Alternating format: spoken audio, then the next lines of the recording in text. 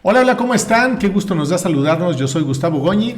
Yo soy Padre Monti. Estamos recién desempacados del año 24, estamos en el año 2025. A mí todavía me estoy quitando las chinguiñas de las fiestas de Año Nuevo, pero estamos más que puestos para iniciar este año con lo mejor de lo mejor.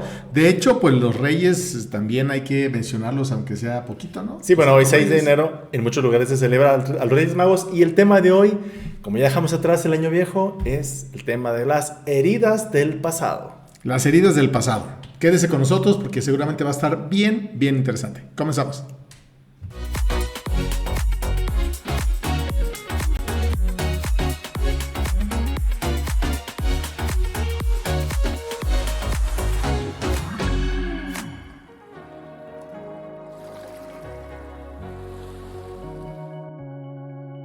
Bienvenido a este programa, el podcast de Monti y Goñi, entre el cielo y el suelo. ¿Está Dios? Y el día de hoy hablaremos de las heridas del pasado. Yo no sé por qué quieres hablar de este tema, Goñi. Fue idea tuya. Fíjate que fue idea mía, pero más empujada por personas que se han puesto en contacto con nosotros a través de las redes sociales. Algunos de los temas que tienen que ver con el perdón, con el olvido, con el sí puedo, pero no quiero, pero mañana, pero luego te aviso. Y pues evidentemente hay heridas ahí que de pronto les estamos sacando la vuelta y la vuelta y la vuelta y la vuelta y no queremos entrarle a esos temas. Entonces pues yo creo que sería interesante que el Padre Monti, como le gusta mucho hablar de historia, se remontara un poquito al tema de las heridas. Bueno, sí, es que justo como inicia mi libro Rosario para Sanar, que también es la serie de meditaciones que estuvimos compartiendo el pasado mes de octubre en la plataforma Hallow, y ya están disponibles también para quienes están suscritos. Buenísimas, ¿eh? La plataforma Hallow es una plataforma de meditaciones, de oración católica, y me tocó colaborar con ellos. La primera vez que he colaborado con ellos es en este pasado mes de octubre, y mi libro Rosario para Sanar fue la inspiración para estas meditaciones. Y comienza diciendo que el alma, como todas las cosas que están vivas, puede resultar herida o afectada por las cosas del ambiente. Cualquier ser vivo estamos expuestos a que lo que sucede alrededor nos afecte. Y entonces podemos entender las heridas en esa clave general de afectaciones, cosas que nos afectan. Fíjate que dijiste algo que me llamó mucho la atención, cualquier ser vivo, porque de pronto solamente pensamos en los humanos, que uno diría, bueno, pues es lo que nos ocupa, pero tristemente y desafortunadamente existe mucho maltrato en contra de los animales, y la verdad es que pues también son seres vivos que también sienten, que también sufren, y que por supuesto que también deben de tener sus heriditas en el alma. Entonces es importante que cada uno vayamos ubicando cuáles son las posibles heridas que tenemos, que mire, seguramente son hartas. Si yo le contara, me llevaría como 3 episodios de podcast, pero no como a manera de quejas, sino como manera de una cicatriz que ha sanado, que la ves y dices, ok, esto me recuerda que pasé por tal camino, pero que ya logré salir de ahí. Entonces creo que debería ir un poco más en ese sentido de cómo identificar una herida, cómo curarla, cómo sanarla y sobre todo, cómo soltar. En esa comparación de las cosas físicas o de la vida biológica, podemos considerar que el alma, como toda cosa viva, pues también lo que sucede nos puede alterar un poco el estado de ánimo. Entonces ahí la primera reacción que tenemos nosotros ante algo que nos lastima o nos incomoda es el dolor. Imagínate, Goñi, ¿qué pasaría si una persona fuese completamente inmune o incapaz de sentir dolor? ¿Qué podría pasar? Sí, pues, no sé, yo creo que de entrada sería una persona deshumanizada, ¿no? Porque el ser humano está formado a través de emociones que generan sentimientos. Entonces, si no pudiéramos tener la capacidad de sentir el dolor, pues tampoco tendríamos la capacidad de entender que es lo contrario, ¿no? Que pudiera ser el amor, la paz. Generalmente sí, porque nuestras emociones las manejamos en esa dualidad o en esas polaridades. Esa, ¿no? Polaridad, esa contraparte. Sí, conocemos la risa o captamos la risa en contraposición con el llanto o la tristeza, que son otros estados anímicos. Pero sí es bueno saber que cada emoción tiene en sí, obedece a una dinámica, tiene una razón de ser, y en el caso del dolor es una emoción que nos indica que algo está alterando nuestra estabilidad, que algo nos está sacando del ritmo, de la inercia que lleva la vida. El dolor en general, sí, puede ser desde el sentir calor o frío, es una forma de afectación. Por ejemplo, que algo te raspó, que algo te lastimó. E incluso, no sé si tú sabías que existe un síndrome entre algunas personas que tienen una cero capacidad de percibir el dolor. Sí. Porque la percepción del dolor, dicen los expertos, hay un umbral, o sea, hay un rango en el cual hay personas que aguantan mucho el dolor o la capacidad de sentir dolores y personas que son ya como muy menos receptivas. Sí, como más sensibles, ¿no? Sí. Que digamos que es en la parte física. A mí me ha pasado en algunas ocasiones que de pronto en temas dentales o así, me dicen, oye, te vamos a inyectar. Digo, si es absolutamente necesario, sí, si no, igual me la aviento así. Obviamente que no afecten nervios y toquen cosas que porque pues a mí no hay que jugarle ni al macho ni a la macha, diría mi madre, sino que pues justamente para eso son, para aliviar el dolor. Entonces son como placebos, ¿no? Sí, es que está la anestesia tópica, la que te ponen así como un gelecito, que sabe frutas en el dentista, que generalmente es la anestesia que te ponen antes de la inyección. Sí, como que te marea un poquito. Te adormece la encía. Pero fíjate que en mi caso, Monty, la verdad ha habido varias ocasiones en las que me han hecho curaciones con la fresita y todo eso y me las he aventado en seco. Sin o sea, yo digo, si yo siento inyección. Molestia, levanto la mano. Y una vez levanté las dos, dije, no, si me duele mucho, entonces ya me pusieron el piquete. O sea, es un caso aquí, Goñi, por ejemplo, que tiene un gran... un umbral como alto del dolor. Yo no sé si umbral alto, presumo. No sé cómo son los términos. Si umbral alto es que tardas mucho en sentir el dolor. Que lo aguantes un poco más. O que lo ¿no? El umbral más. bajo es que lo sientes de manera inmediata, que eres muy sensible. Y algún doctor en alguna ocasión me dijo cuando estábamos tratando algún tema de mi mami, que depende mucho de la forma, sobre todo con los niños y los adultos mayores o una persona que físicamente se encuentra enferma, de cómo tú, o sea, la gente que le rodea, le está tratando.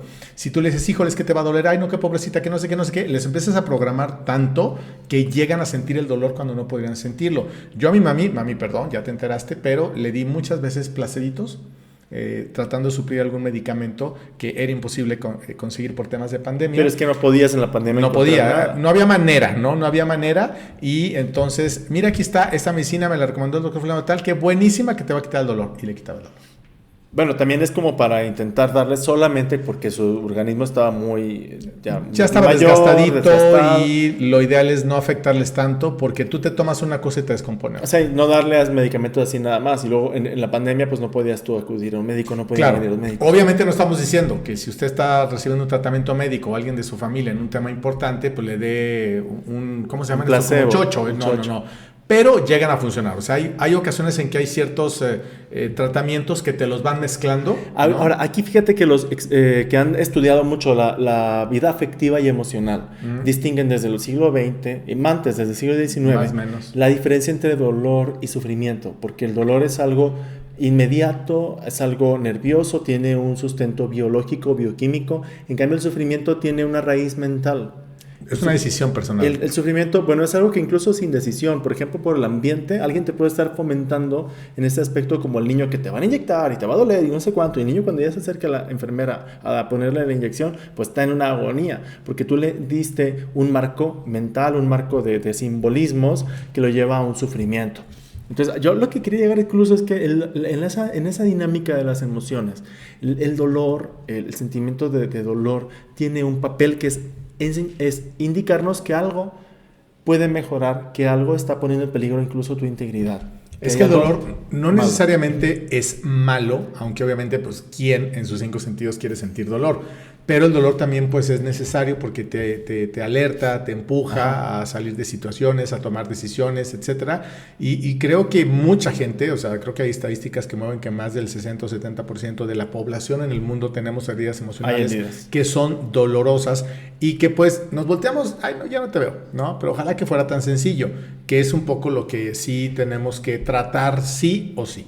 Y es que, ¿qué pasa? Cuando una persona no tiene capacidad de sentir el dolor y hay personas que tienen cero capacidad de sentir el dolor, son personas que rara vez llegan a ser mayores de edad porque pueden estarse literalmente muriendo, desangrándose o por un fallo, no sé, una cefalea o dolores de cabeza, dolores de cualquier órgano y no lo dicen, no se les diagnostica, por tanto, por la falta del síntoma del dolor, no se les diagnostica una enfermedad. Por ejemplo, te contaba en el caso de uno de estos niños que siendo bebé se cortó en una parte de una extremidad y que prácticamente al otro día, o sea, en la noche se había cortado, no sé, con una parte de la cuna, con un fierrito, no sé.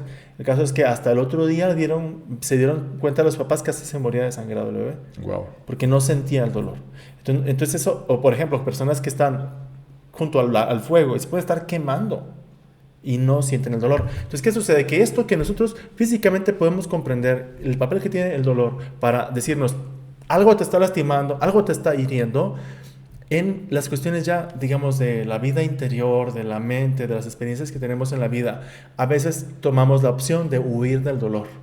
Fíjate que ahorita estaba recordando a Chovy Landeros, que lo debes de conocer, es el fundador de Teletón. Él es de Aguascalientes. Bueno, creo que él nació en México, pero toda su familia estuvo aquí mucho tiempo en Aguascalientes. Su papá fue gobernador, don Rodolfo Landeros Gallegos, y su mamá Azul B. de Landeros. Y entonces Chovy Landeros creó la fundación de Teletón. Y en alguna ocasión a mí me invitó a visitar el primer Teletón, que me parece que está en Naucalpan, en la Ciudad de México, y en otra ocasión que estuvo de paso en Aguascalientes. Y nos explicaba un doctor que venía de la Ciudad de México y otro me parece que de Chicago, de Stanford, no recuerdo bien. Y ellos decían que observáramos a todos los pequeñitos, la capacidad que tenían de, a pesar de estar pasando por momentos dolorosos y tristes, que siempre estaban sonriendo. Entonces tiene mucho que ver, como decía Monty, el entorno en el que tú te estás desarrollando y qué es lo que le estás contando a las personas. ¿Han oído eso de qué historia te estás contando? La verdad que tiene mucho peso en razón a este sentido, porque todos estos pequeñitos de verdad están pasando por situaciones bien complicadas y de pronto dices, híjole, yo me quejo que porque el hombro, que porque me pegué, que porque no sé cuántos. Como que hay que aprender a valorar qué sí debe de doler y qué no debe de doler, aunque no minimizamos nada. O incluso ayudándonos de esta diferenciación que existe desde los estudios de la psicología y otras áreas del desarrollo humano, la diferencia entre dolor y sufrimiento, porque un dolor no tiene por qué incluso ser interpretado como que se te acabó la vida, se te arruinó el día, Depende.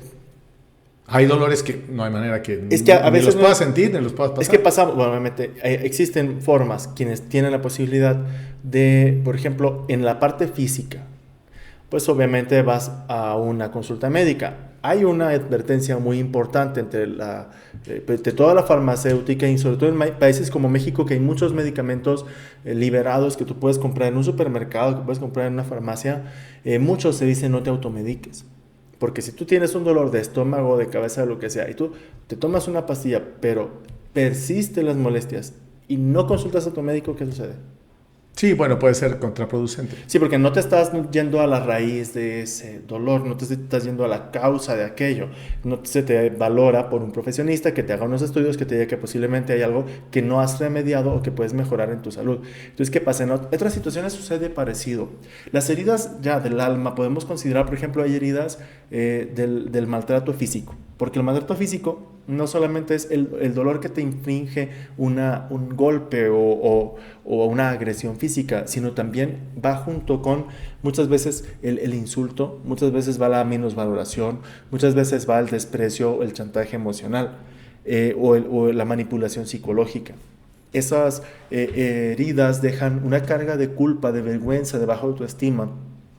Y entonces puede ser que recurrentemente tú estés experimentando que no eres lo suficiente. Las heridas limitantes, ¿cómo es lo que tú dices? Que sí, creencias limitantes. Pero que una herida... Una herida emocional se puede convertir en una creencia limitante y una creencia limitante te puede anclar toda tu vida, porque es algo que no sana. O sea, por ejemplo, si una persona primero sufrió, digamos, un escenario, no por hablar en particular, sino en general, una persona sufrió abandono, es posible que si no supo o no pudo sanar esa herida de abandono, viva con un miedo a ser rechazado. ¿O una creencia? Sí, ¿cómo es eso? Existen muchas ramas dentro de la psicología que te pueden llevar a manifestarlo de muy distintas formas, porque depende mucho de la cultura, la ubicación geográfica, tu entorno. O sea, al final todo está ligado, ¿no? Porque no podemos medir igual algo que pasa en África, que pasa en México, que pasa en China, o en un lugar que está en guerra, o en un lugar que no lo está, ¿no? Eso, hay una carga traumática muy fuerte. Pero, por ejemplo, en el tema del abandono, se dice que pues obviamente tiene muchas ramificaciones y depende, ¿no? Porque el abandono del papá tiene un peso específico, el abandono de mamá tiene un peso específico, o el abandono de un padrastro, de un hermano, de un primo, de un amigo, qué sé yo. O sea, la verdad es que cada uno lo va registrando de manera distinta, porque sobre todo cuando somos pequeños, ¿no? De los 0 a los 7 años, que te estás empezando apenas a formar de lo que vas pescando, de lo que oyes, de lo que te dicen. Ahora, bueno, pues por lo que ven o por lo que pueden tocar los niños a través de tantos medios electrónicos, es el momento más importante en la formación de un ser humano, porque es ahí justamente donde se crean esos huecos, esos vacíos en temas de abandono, porque hay gente, Monty, que siente que fue abandonada cuando no lo fue. Su mente logró fabricarlo, aunque no en la realidad sucedió así. Entonces, eso demuestra que se tratan de heridas del alma, de heridas sí. interiores, de heridas que no son físicas y que mucho tienen que ver, como tú dices, con la historia que te estás contando. Porque tú me comentabas, esos niños o jóvenes que tienen una discapacidad física probablemente tuvieron, gracias a Dios, una persona a su lado que les dio motivación, que les enseñó a vivir una integración plena en un grupo de amigos, en un grupo de escuela, y valerse de sus limitaciones incluso para desarrollar otras capacidades. Pero la historia que se contaron fue una historia de yo puedo, una historia de lo estoy intentando, una historia de ir venciendo incluso sus propias fronteras para crecer como persona. Pero quien ha tenido una persona que, por ejemplo, nació, voy a decir así, con todas sus facultades, vista, tacto, oído, movimiento, todo, pero que se le dijo, que se les insultó, que se les acosó, lastimó. que se les lastimó. Eso después queda, ¿cómo se refleja después? Eso, ¿qué queda en una persona que... Bueno, mira, yo por ejemplo podría ponerme como ejemplo. De hecho, en mi último libro que se llama Despierta, Wake Up, Deja de quejarte, hablo un poco acerca de todo eso, de cómo las heridas del abandono, por ejemplo, en mi caso particular de la figura paterna, pues tuvo un peso y un significado muy importante durante mi desarrollo como niño y como joven. Ya cuando crecí me empezó a ir bien y tal, a crecer como cualquier ser humano. De pronto pensé que, bueno, no pasa nada, si te tocó y pues mala suerte y se acabó, ¿no? O buena suerte, porque pronto veía a los papás de mis amigos y decía, ay, no, qué bueno que yo no tengo a nadie. Pero finalmente me di cuenta con el paso del tiempo que pues sí hubo un vacío, un peso en mi corazón, en mi alma, en mi mente, que sin yo tenerlo identificado, que yo dijera, ay, es que no tengo papá. Yo no andaba como la llorona por ahí en los rincones quejándome de eso, pero había un peso muy fuerte, ¿no? Que marcó mi vida. Y no sé, 3 décadas o 4 décadas después salió a Pero flote. sale ese síntoma, sale ese síntoma del dolor, así como en lo físico. O sea, si alguien tiene un brazo lastimado, una mano, y te tocas y te duele, pues es que hay una herida, hay una lesión, hay que atenderla. Sí. Entonces, de repente ahí tú puedes pensar, es que este tema es un tema aislado, pero todo está conectado, porque la relación con el propio Padre, por ejemplo, en la espiritualidad cristiana, que recordamos que la historia de la espiritualidad tiene muchos siglos y milenios antes que cualquier otra ciencia o disciplina o arte moderno de conocimiento y desarrollo humano. O sea, tomamos en cuenta esto. La teología espiritual habla acerca de la relación con nuestros propios padres, como también eso es un reflejo de nuestra relación con Dios. O sea, esto que incluso otros psicólogos como Sigmund Freud tomó en su modelo de psicoanálisis, que es de la primera psicología, eso viene dicho desde hace mucho tiempo atrás en la filosofía y en la psicología, en la espiritualidad. Si una persona, por ejemplo, tuvo heridas con su propio padre, tarde o temprano llegas al tema de tu relación con las autoridades. Y particularmente lo voy a decir así, por ejemplo, en la teología espiritual se habla de la dimensión de la piedad. La pietas, o en latín piedad, pietas, y es esa capacidad que tú tienes de relacionarte no solo con tus antepasados, con tus abuelos, con tus padres, sino también con un jefe de tu empleo, una persona, una figura de autoridad, dígase en la iglesia, dígase de gobierno, dígase lo que sea. Entonces, tarde o temprano tú vas a tener, por ejemplo, un jefe. Y tú puedes pensar, ¿por qué tengo tantos problemas con mi jefe?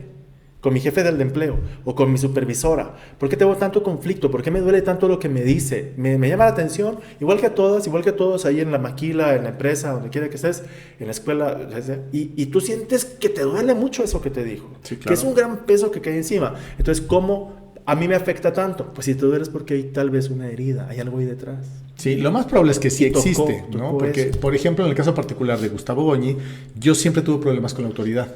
Y no la autoridad de que me detuvieran por hacer cosas malas, sino con la autoridad de que me costaba mucho trabajo que me dieran órdenes. Como que o que me quisieran decir cómo hacer las cosas, ¿no? Porque primero porque yo sentía que yo sabía hacer las cosas, como cualquier joven soberbio que anda creciendo y siente que se come el mundo a puñados, y poco a poco te vas dando cuenta que no es así. Pero me costaba mucho trabajo, ¿no? El tema de la autoridad. Y, por ejemplo, en trabajos, ¿no? Trabajos muy importantes que he tenido yo a nivel federal y así, para mí era mucho más fácil tener una autoridad femenina que masculina.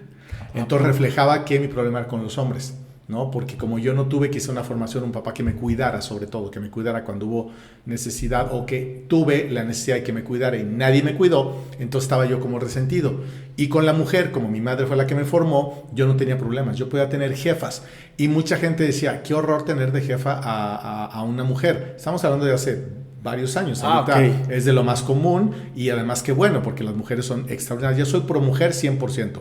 Entonces, con las mujeres yo trabajaba perfectamente bien y con los hombres siempre tenía trabas. Entonces, bueno, fíjate, tú no eras consciente de esto. No. Y ahorita te lo estoy comentando, la virtud de la piedad, la virtud, el tema de las virtudes es un tema muy clásico en el cristianismo, en la teología, en la doctrina de la fe, y es un tema que tomó desde incluso antes de Cristo. Muchos sabios en la cultura griega y romana hablan de las virtudes como disposiciones de nuestro carácter. Nuestro carácter, nuestra personalidad, nuestra interioridad tiene como patrones de acción que se activan de una forma inconsciente. Esto te lo estoy diciendo en un lenguaje como muy actual y muy moderno, pero está presente en los padres de la iglesia antigua, en los padres de la iglesia medieval, etc. Entonces la virtud de la piedad tiene que ver con eso, incluso también con la relación con tu propio país. O sea, hay personas, por ejemplo, que no les gusta su país, que no les dicen, ay, que me avergüenzo de mi patria, me avergüenzo de mi bandera. Y muchas veces eso puede ser un signo de una herida emocional. O bien, por ejemplo, tú dices, me costaba trabajo el tener un hombre como jefe. Como autoridad, sí. Como autoridad. Digo, sabía trabajar y lo Sabías. hacía, pero me costaba el doble de trabajo que si fuera una mujer.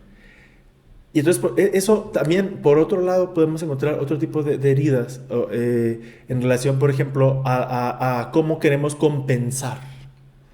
Algo me afecta y me voy hacia el otro lado. Por ejemplo, si en un tiempo, yo lo he visto, por ejemplo, muchas personas que tienen de forma compulsiva el querer comprar y coleccionar cosas. No lo digo por generalizar, ni tampoco digo que sea algo malo. Es bien importante, como dices, oye, tú compras cosas. Yo era así. Eras, pero te voy a comentar. ¿Tú crees que todo piensas que todo es por ti, o que quiero decir por ti, o que no? Es que como ya leyó mis libros, entonces sabe cómo por No, dónde no. darle. Para que... A propósito, no es personal, pero a ver, Goñi, ¿por qué comprabas tanta cosa? No es intencional, Goñi, ¿cómo crees? No te quiero aquí dejar en evidencia. Bueno, te quito la duda. Compraba muchas cosas porque estaba tratando de suplir lo que no había recibido. Pero algo así quería decir. No quiero generalizar, pero en algunos casos, y yo lo he visto, por ejemplo, en TikToks y Reels de algunos que ponen audios que de repente se ponen de moda, de alguien que muestra todas sus colecciones de juguetitos, de juguetes, o sea, gente grande que colecciona juguetes. Claro.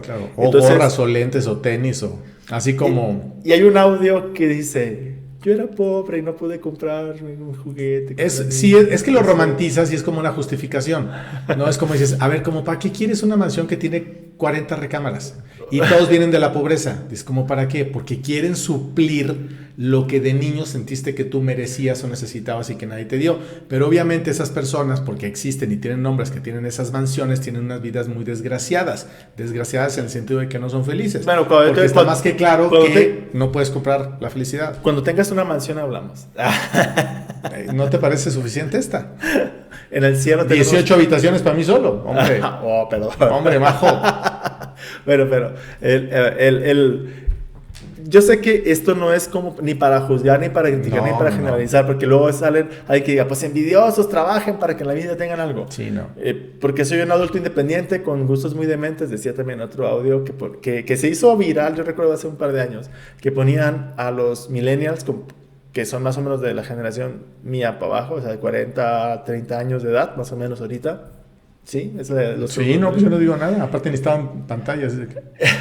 Vuelvo a hacer el gesto. Los millennials estamos... A ver, ¿y luego? Los millennials sale pues que se compran la colección completa de Dragon Ball o de la Hello Kitty o de todas esas cosas, ¿no? De una habitación completa llena de asuntos que son de su niñez. O como tú, que tienes un montón de zapatos y de tenis y de chanclas y de todo lo demás. Como, a ver, ¿qué montones? A ver, ¿qué montón? Pues yo conté como 40 pares. 40 pares, estás exagerando, güey. No estoy exagerando. Estás exagerando, Gustavo Adolfo. No, señorito, diría mi madre. No, señorito, diría mi madre. Tienes que respetar a tu hermano mayor, acuérdate. Es que así le dije en la presentación de mi libro y bueno, ya. Fue todo un tema ahí en la Casa Dorada. Pero él dice que soy su hermano mayor. Es mi hermano mayor. Entonces, por eso respete a su hermano mayor. Ok, respeto a su hermano Sí. mayor. Pero, a ver, la verdad, ¿ocupas tantos zapatos? yo no tengo Es que 40, sí para los empezar, uso. no tengo 40 zapatos, pares de zapatos. Unos 20 y tantos, sí. Tampoco. O sea, lo voy a tomar una foto en la próxima vez que yo vaya y lo voy a subir vamos a exhibir aquí. Vamos a poner aquí en la foto de los zapatos del padre Montepec. Yo tengo 2. Digan. Ay, no puede ser. Pero, tengo hasta nuevos, imagínense que no ay, pero, ¿por qué tienes nuevos si no los usas? Pues para cuando se me tengo que usarlos. Pues. Ay, eso es mentalidad de que... No, de nada. Provisionalidad, de que después... Bueno. No, la ley del abandono, luego hablamos de... No, del vacío. Del vacío, la ley del Un vacío. buen tema, interesante. hay que tocarlo. Pero a ver, entrándole ya a lo las heridas. A lo fuerte, Yo porque lo que estamos muy románticos. No, pero mira, yo sinceramente, ¿qué haces tú cuando algo te afecta? Muchas personas lo que hacen es huir de ese dolor con distractores. Con permiso me retiro, ahí nos vemos. Es lo primero, huir. Consumo, por ejemplo. Y me volteé a ver a mí. Sí, Monty, sí, tomé mucho. Sí, le abusé mucho del tema. No es personal, pero volteé, consumo. Oye, no. Sea, a ver, Tingoñi, please. Ya, o sea, aplaquen a este señor porque, digo, este señor lo respeto, es sacerdote, es mi amigo, lo quiero mucho. Mi hermano mayor. Pero no siempre me está duro y dado. No es por ti, Goñi. O sea, mira, a ver, yo sí santo toda su vida. Yo voy a decir lo que consumo. Yo consumo, cuando me da así como la ansiedad, como mucho golosinas y pan y chocolates y cosas de tipo. Mire, no está pasable ni yo para contárselo, pero ahorita estamos grabando en los estudios de Gustavo Goñé Compañía en Aguascalientes, porque nos vamos turnando y aparte por compromisos de trabajo también. Entonces, ahorita nada menos hace rato venimos de comprar algunos víveres, ¿no? Para el ratito, y el señor se compró 4 pies y 4 panes dulces de este vuelo. Y lo dice, como que es mucho, no le digo, no, hombre, tú date. Soy mis vacaciones, sí, por eso. Entonces, a veces compensamos. ¿Tú andas compensando algo? ¿Te falta algo y por eso comes? El asunto es cuando no somos conscientes de lo que estamos viviendo.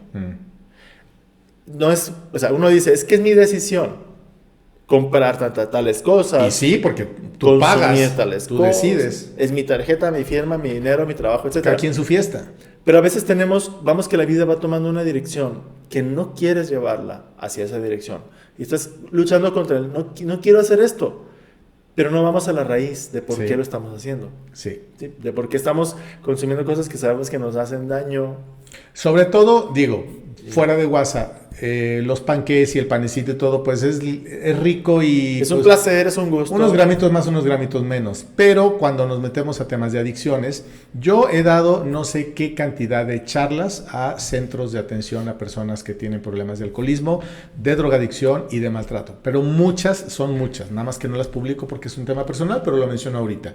Y todas las historias que ahí se cuentan, que ahí se dicen y que ahí comparte, porque no necesariamente es a mí, ellas y ellos las comparten, son terribles. Y todas, el 99.9% tienen que ver con un tema de heridas de abandono. Heridas de abandono, maltrato, etc. Yo fui capellán durante casi 5 años de un centro de rehabilitación llamado Misión de Naim, y allí me suena, es el que menciona siempre, ¿no? De las misas, sí, porque afuera de la iglesia venden empanadas y así. Venden allí cosas que hacen los muchachos para el sustento de este centro, que es un programa voluntario al que ingresan con la puerta abierta y cuando quieren se pueden salir. O sea, no es un anexo o un lugar calabozo. Sí, como otro tema, los anexos a veces son los llevan a fuerzas y los tratan muy mal. Pero no todos. Ahí deberíamos hablar quizás con un experto, alguien que yo conozco muchos. Muchos. Porque este centro en particular es un programa católico, entonces llevan todo un plan de vida espiritual, de desarrollo humano, de convivencia, de trabajo. Y muchos de los testimonios que dan los jóvenes y los adultos que están allí coinciden en eso, que mucho de la raíz de la adicción es haber tenido situaciones de abuso, incluso muy fuerte. Sí, abuso físico, sexual, mental, de todo tipo. Es increíble cómo una palabra que un adulto le mencione a un niño, es que también depende cómo, ¿no? O sea, por ejemplo, cuando yo estaba cuidando a mi mamá, ay mami, mira, vamos a hacerlo, ay mamá, ¿sabes? O sea, cambia mucho la forma en la que tú te expresas, tu mensaje verbal y todo, y con los niños es exactamente lo mismo, ¿no? De pronto, híjole, a mí me tocó ver todo lo que he trabajado, como de pronto un padre con un movimiento así como de, ¿sabes? El niño, ¿sí? O la mascota incluso, viven llenas de terror. Es un niño, es un perro. Que aunque no le cumplan, que tal vez aunque no le cumplan el hecho de haberle pegado, pero ya vivieron con el miedo de te voy a pegar, te voy a matar, te voy a hacer esto. Eso. No, pero tristemente sí les cumplen. Porque una persona que amenaza termina por hacerlo. Es muy raro el que, ay, no vas por asustarte. No, el que te va a asustar te asusta. No sales del cuarto, ay, te quería asustar. No, me asustaste. ¿no? Me pegaste, me insultaste, me hiciste sentir menos y abusaste de mí, me tocaste y tal y tal y tal. Está lleno, así tú lo debes de conocer, obviamente porque pues él confesión no puede decirlo. Lo que generalmente yo entiendo son las confesiones, pues no se puede... Perdón, no estoy aplaudiendo, es que mire, este mosco ya nos traía fastidiados. Perdón. Diga no al dengue. Ay, no, lo mande, ya, Dios lo mande. Entonces, efectivamente, lo que la mayoría de los casos nosotros como sacerdotes atendemos son confesiones bajo un secreto total. Sin embargo, más allá de eso, también escuchamos los testimonios de personas que quieren compartir a la comunidad algo que han vivido. Claro. Y en eso, como una conversación, ¿no? Sí, como una conversación. Hay muchos grupos de AA, muchos grupos para ayudar a salir de las adicciones y muchos comparten esto. Sin embargo, a veces tenemos mucho el ojo puesto o la atención socialmente hacia cierto tipo de conductas adictivas, hacia, por supuesto, sustancias ilícitas y otro tipo de asuntos pero estupefacientes. Pero existe también muchos otros tipos de adicciones. Por ejemplo, la pornografía. El consumo general. Que es terrible. Bueno, es de las más malas que hay en todo el mundo mundial. Y bueno, tristemente, y lo voy a decir, Monty no me está balconando, yo pasé por ahí, no duré mucho tiempo, nada más como 30 años, no sé qué. Ay, Dios mío. No, un año, una cosa así, pero es terrible, te roba totalmente tu identidad, te saca el alma y se la lleva muy lejos. Es una de las más grandes, hoy por hoy, el uso de las redes sociales. Pero es que justo son productos diseñados para provocar engancharte a eso. Y sí cae la gente, ¿verdad? Porque hay un sistema en el cerebro que te recompensa o te hace sentir que es la dopamina, sí, la gratificación, la dopamina. La gratificación inmediata, sí. Entonces, está comprobado que, por ejemplo, ciertos juegos, aplicaciones sociales, productos de consumo que tienen azúcar, que tienen diferentes ingredientes, estimulan mucho la dopamina. Como los pies y todo eso, ¿no? Como los pies que me compro claro. yo, sí, entonces, y los videojuegos, que también a veces juego. Y las redes en general, ¿qué haces? Nada, pero estás haciendo literal nada y te llevas tiempo. Yo veo el teléfono media hora por día. ¿Tú cómo? ¿Cuánto tiempo? Ahorita estoy trabajando en el tema de bajar el uso de la pantalla. Pero sí es importante valorar. Es que hay que ver. Muchas veces tú dices, es mi decisión, yo lo hago porque quiero, pero hasta qué punto son comportamientos en los que tú te ves arrastrado porque quieres buscar simplemente sentirte mejor y no resolver de raíz lo que puede ser una historia, un trauma, una herida, algo que te persigue. Sí. Es bien curioso cómo muchísima gente, me puedo incluir yo, puedes ver tú, o sea, el algoritmo te va llevando a lo que tú normalmente consumes. Y a mí me gusta ver todo lo que tiene que ver con desarrollo personal, crecimiento, despertar espiritual, religión, etcétera, etcétera. Entonces, de pronto tú puedes ver horas y horas y horas y horas y horas consejos de cómo sanar y cómo soltar y cómo crecer y cómo no sé cuántas cosas más, pero no lo haces en la realidad, porque solamente te estás esquivando y dices, ay, sí es cierto, qué bonita frase, bonito. La compartes, la pegas. Oye, y ya sané. Pero igual hay gente que puede estar viendo mucho recetas de cocina y nunca prepara nada en la cocina, o tutoriales de cómo arreglar la casa y nunca arregla nada en su casa. No, yo sí. O tips de, por ejemplo, hablar de inglés o un lenguaje nuevo. O cómo expresarte, hablar en público, escribir un libro. Hay contenidos que son muy positivos. El punto está cuando nosotros caemos en un comportamiento adictivo de un consumo descontrolado. Valórenlo. A veces estamos buscando el sentir ese gustito. Y una opción que puede ser interesante para poder conocerte mejor es en el momento en el que algo detona o despierta en ti un comportamiento reactivo, un comportamiento exagerado, un comportamiento sobreactuado. Cuando, por ejemplo, hubo un asuntito y tú te enojaste tremendamente, tuviste un gran enojo. Sí. Eso puede ser una oportunidad para conocerte y de fondo, ¿qué estás defendiendo tanto? Cuando, por ejemplo, tal vez no soportas que alguien te dé la contra, posiblemente es porque mucho tiempo te dijeron que tu opinión no vale.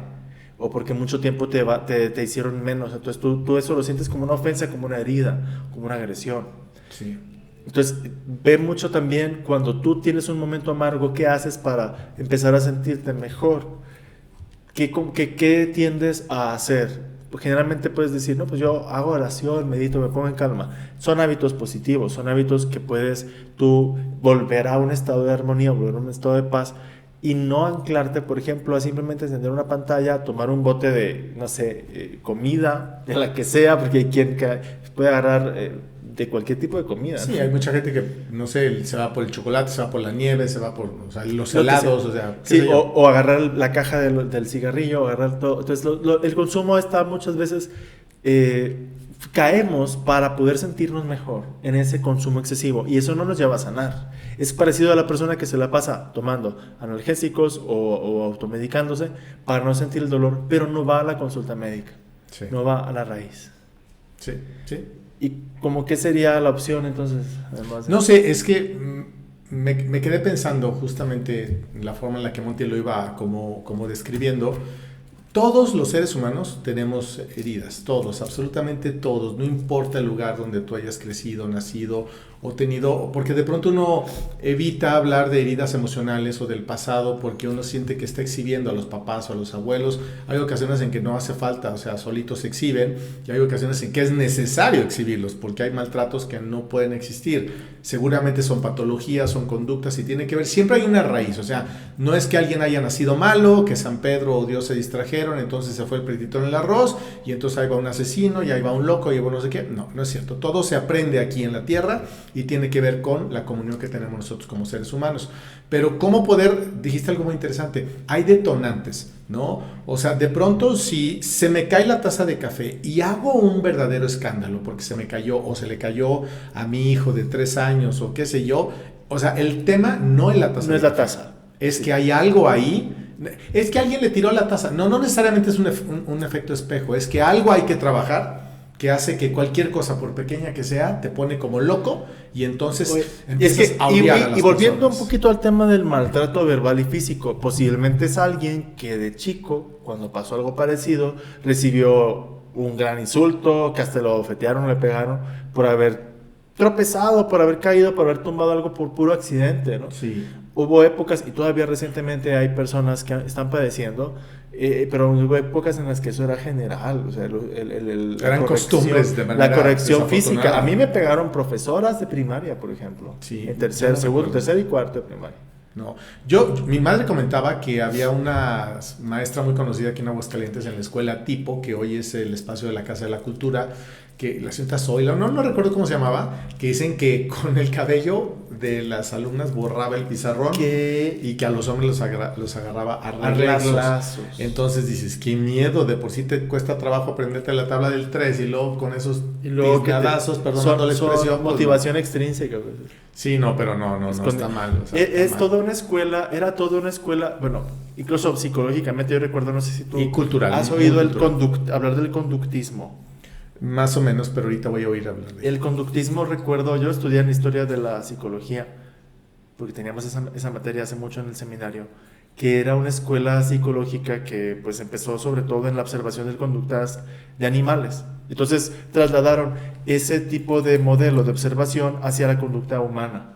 Entonces, por ejemplo, el perro que se acerca a a la comida y se le pega, entonces adquiere un temor y cambia su conducta, incluso en contra del impulso inicial de avanzar hacia la comida. Entonces se aplicaba mucho de esas reglas en la educación de niños. Sí, porque veían como que funcionaba, ¿no? Funcionaba, sí. Ay, nomás lo estoy asustando, no le estoy haciendo nada, pero pues no, la verdad es que hay algo que también es cierto, ¿no? Que no existe un manual, ¿no? Como para ser padres. Todos los que han sido padres o son padres de familia, pues lo saben, van descubriendo, y tú siempre escuchas, yo no voy a hacer lo que hicieron conmigo, yo no les voy a decir lo que a mí me dijeron. Y hay ocasiones también en que no todo es tan malo o fue tan malo en la vida o en el desarrollo y crecimiento de algunos niños o niñas, porque hay ocasiones en que no es que te hayan dicho a ti que eras un inútil o que no servías para nada o que por qué tumbaste tal cosa. Bastaba con que tú en esa infancia que estás desarrollando tu crecimiento y tu desarrollo emocional, escucharas lo hayas escuchado un vecino o a un hermano mayor o qué sé yo, y eso podría ser un detonante. Mira, hay también ese asunto que tú hablas de la primera infancia y la segunda infancia. Tú hablas mucho de la primera infancia, oye, pero también es bueno valorarlo de la segunda infancia. De los 7 años en adelante, ¿qué ocurre? Porque de los primeros 7 años mucho depende de los papás, pero más o menos desde los 6, 7 años en adelante, ya el niño, la niña, no mira tanto lo que le dicen sus padres, sino a sus pares. Sí. Y entonces el rechazo que recibe de sus pares tiene mucho que ver. Al decir pares nos referimos los a sus pares compañeros. son los de su misma edad, los de su mismo sexo, los que están en su mismo grupo, en su mismo entorno. Tiene mucho más valor para una niña o un niño de 8 o 9 años lo que le dice su amiguito que lo que le dijiste tú que eres su mamá o su papá. Sí, pero es muy importante que si estamos hablando de un niño que los primeros 6 o 7 años vivió muy asustado, pues es obvio llega que al grupo, va a llegar en unas condiciones claro, demasiado vulnerables. o sea, llega al grupo un niño asustado y los otros se lo comen. Y te lo Le cachan así, ganan. ¿no? De manera inmediata. O Sí. sea, porque tú llegas a un salón, yo recuerdo cuando estaba childrencito, tú empiezas a buscar gente que se parezca a ti, en la forma de que se comporta, en la forma en la que vive, que si por tu vecino, que si tal y que tal. Y entonces de pronto, no sé, a los 2 meses de que empezó el ciclo escolar, en mis tiempos duraba muchos meses, ahora se me ha cortado mucho, tú veías la bolita de los popis, de los ricos. La bolita de los nerds, los que siempre estudian. Los traviesos. Luego son unos hijos de la peinada que nadie quiere hablarles. Y hay otros de los malos, los malandrosos que te roban el lunch y que te agarran a palos y que quién sabe cuántas cosas. Entonces va uno formando comunidad, pues en esa idea como de tribu, como de cuidar. Sí, también de protegerte. Pero es un impulso humano que existe, el buscar a los que son tus pares para reforzar o para adoptar tales comportamientos. Eso también es bueno tenerlo en cuenta, porque ahora que muchos están siendo o fuimos educados por una pantalla, por una televisión, a veces hay personas que me dicen, padre, pero es que en mi familia no hay abuso, no hay maltrato, pero ¿qué miran los niños? O sea, yo recuerdo muchas veces que a los que le hacíamos burla o le hicimos burla en la escuela fue porque se parecían a cierto personaje de una caricatura, o tomábamos las narrativas o los modos de hablar, los modos de decir y de insultar que había en ciertas caricaturas. ¿Tú tenías algún apodo? Yo no tuve apodos porque yo, como mi nombre es muy exótico, Montijo, el apellido, todo el tiempo fue Monty. Muy exótico ese, ¿no? Sí, muy raro. Muy nice, así muy de Mónaco, muy acá de... mi nombre es muy exótico. Entonces un Ya Pérez, quisieras tú, López, ¿no? Bueno, Goñi también tiene lo suyo. Es mucho más exótico que el tuyo. Oh, o sea, sí. El mío es de la realeza. Hasta hay un pueblo que se llama Goñi. ¿Tú lo conociste? Del País Vasco. Uh-huh. Del País Vasco, pero bueno. ¿Hay un pueblo que se llama Montijo? No vamos a empezar a alegar de las no le conviene, no le conviene. Las sangres azules y los linajes, porque Montijo sí que es un nombre noble. Sí. Goñi es un nombre de plebeyo. De pueblo vasco. Entonces... ahí le dejamos si quieres. Con permiso, fue un placer haber estado en este podcast, en este proyecto, pero me han hecho bullying. Esto está causando una herida que me ha conectado con las del pasado. No es causa. Entonces, no causó herida. Tocó la herida y dolió. Entonces no ha sanado la herida. Por eso, ya me voy. Desde el momento en que alguien hace un comentario en la escuela, en el trabajo, los vecinos, y eso te arde, es porque hay una herida. En la comida, en el Hubo viaje, una herida. Cualquier cosa, un actor, a veces dices tú, ay, cómo odio a ese actor, cómo me cae mal, pero a lo mejor se parece al que te hizo bullying antes.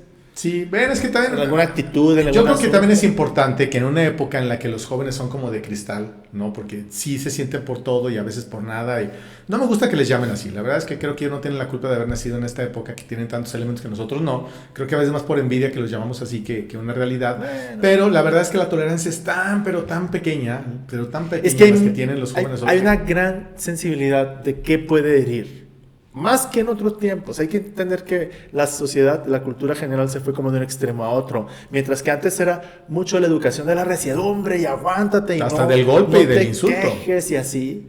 Ahora es cuidado porque tus palabras hieren, tus actitudes hieren, tu silencio hiere, todo hiere. Entonces que no voy a hacer nada. No respires, no te levantes, no sientes. Es que el niño, ay pobrecito, lo vas a traumar. O sea, a mí con un chanclazo. Mi madre, con la pura mirada, me controlaba. Ya nos volteaba así y derechito el niño.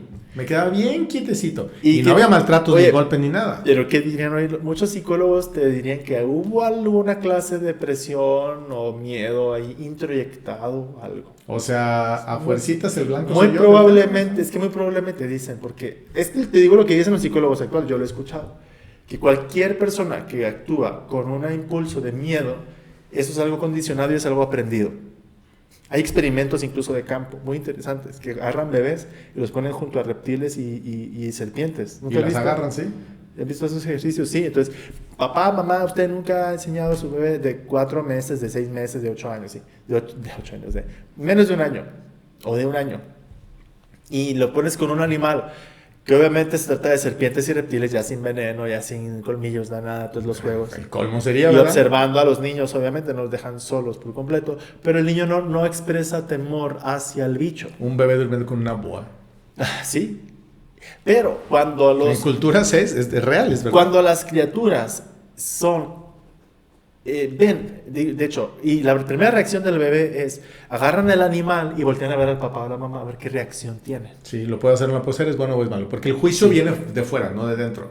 El temor siempre viene de fuera. Siempre viene. No es de aquí. desmiénteme, porque tú eres muy listillo y investigas mucho. Dicen que un bebé chiquititito, si tú le metes una alberca, nada per se. Sí, así es. O sea, nadie le dice, oye, no hay que flote y que levante. Un bebé que tú le dices, si te caes te vas a ahogar. Cuando se caiga al agua, va a sufrir un ataque de pánico y se va a ahogar. Sí, porque dicen que lo que te ahoga es el miedo. Exactamente. Que porque de manera natural, pues sí entonces, o sí, como que sales. No estoy, por tanto, por favor escúchenme bien, no estoy culpando a los papás, a las mamás, a las abuelas que han tenido una desgracia, porque tristemente ha habido accidentes. Sí, no, es totalmente distinto. Tristemente ha habido muchos accidentes, pero ¿qué sucede? Lo que quiero señalar es que el miedo es algo aprendido para el ser humano. Hay pocos impulsos o instintos en el ser humano tan fuertes, y el miedo no es uno de ellos. Tú mismo lo puedes ver, cualquier niño, cualquier bebé, te puede estar al borde del precipicio como si nada. ¿Sí? Puede acercarse a un perro rabioso como si nada. Puede estar ahí cerca de la piscina para tirarse al agua y no lo experimenta, él no experimenta el miedo. Entonces el miedo es un impulso que los humanos no tenemos tan fuerte como instinto. El llanto sí, o sea, la tristeza sí, el enojo sí. Lo puedes ver un bebé recién nacido que desde que lo parieron está irritado, gritando quiero alimento o atiéndanme, pero el miedo no. Entonces, eso por eso que tú me dices, como muchos de tu generación, porque yo no soy de tu generación. Échale, pues eres mayor que yo, por supuesto que no. Mi hermano mayor. A ver, échale. Dicen muchos psicólogos que esos que dicen, mira, antes era mejor porque con la mirada mi mamá me controlaba. Es que tu mamá te introyectó algún miedo, a algo, incluso el miedo a defraudarla. Que puede ser algo muy sencillo. O sea, los psicólogos hablan de eso, el miedo que es el primer miedo que los hijos tienen que aprender, dicen. Sí. Bueno, es que en mis tiempos, tú lo aplicas también ya. Es que en mis tiempos, porque sí son diferentes las cosas. Antes tenías que esperarte una década para que cambiaran las cosas. Ahorita, de un año a otro, tu teléfono ya no sirve, y hay una técnica nueva, y hay una tecnología nueva. Entonces, es un mundo que va tan a prisa que te lleva mucho a meterte en cosas que a veces no... Vaya, yo siento que el mundo no te está... Más bien, el mundo te está enseñando cosas que en casa estamos descuidando de enseñar, y entonces donde se mete el tema del miedo o del abandono o del maltrato, porque uno dice, oye, no, pero mis papás nunca me pegaron. No, pero nunca te hicieron caso. Entonces es la misma. Eras un mueble, eras un... ¡Híjole! ¿Sí? ¡Híjole! Pues tal vez eso le pegó a alguna persona que estaba pensando hasta aquí, de estos 40 y casi 50 minutos de podcast. Pues a mí nunca me pasó nada, pues sí, porque no importabas a nadie. Sí, duele, ¿no? Porque dicen que es tan malo ser la estrella como ser el extra. Y sin embargo, en un tema, digamos, de radio, o de televisión o de algo, son necesarios ambos. No necesitas extras, necesitas estrellas. Pero no te vayas al extremo. ¿Cómo encontrar el equilibrio? Bueno, ese es el punto. Nadie nos enseña a educar, nadie nos enseña a ser padres. El miedo lo vas aprendiendo, no es inherente. No vas reaccionando, como dice Monty. Me pego, ¡ay! No, pero comprobadísimo. Un niño se cae y hacen más argüende la gente que el niño. Sí, exacto. Entonces, ¿cómo procesamos el dolor para interpretarlo como un sufrimiento? O algo que nos hace sufrir. El dolor es cierto, molesta, lastima, tiene una mecánica, tiene una función, que es decirte, hay una herida. Sí. Pero si ese dolor yo le sumo una narrativa o una idea o un cuento, una historia de que, ay, te caíste, pobre de ti, ay, pobrecita, mijo. Entonces dramatizamos, exageramos y pasamos del dolor al sufrimiento. Sí, y es así, ¿eh? Es como de rápido. Me voy a poner de ejemplo, ¿no? Bien rapidito. Yo no tuve la presencia física de mi padre. Entonces yo, pues en algunas circunstancias de vida o algún tiempo me aficioné al tema del alcohol. No nada más yo, todos mis amigos, saludos a todos, éramos buenos para andar en el reventón y demás. No había celulares, no había redes, o sea, era como sano, pero sí nos encantaba como que echarle un poquito ahí al tema de la tomadera. Y siempre yo terminaba llorando y llorando y llorando. ¿Por qué lloras? Bueno, todos, pero uno que por no sé quién, por no sé qué, por no sé quién. Y yo no ubicaba y de pronto pues dije, por mi papá, porque yo no tenía y que no sé qué. Hubo conflictos con mi mamá, etc. Pasaron N cantidad de años, como 25, no sé cuántos más. Y un día caigo con un psicólogo muy bueno. Y entonces le digo, es que fíjate que yo creo que mi papá que no sé qué, me escuchó con mucha atención y me dijo, a ver, nada más te voy a hacer una pregunta. ¿Cómo es posible que tú extrañes algo que nunca tuviste? Y yo decía,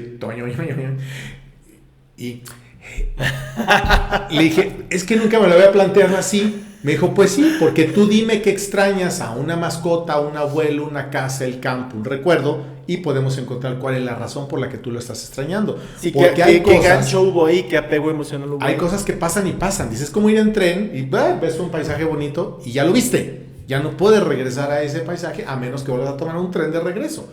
Entonces en la vida pasa igual. Y entonces fue cuando caí en la cuenta de que efectivamente yo le había asignado mucho mayor valor a algo que sí me dolió, que sí me lastimó y que sí me causó daño, pero al fin de cuentas ni estuvo el Señor, ni iba a estar y ni porque yo llorara iba a regresar. O sea, no puedes cambiar el pasado ni puedes cambiar la historia.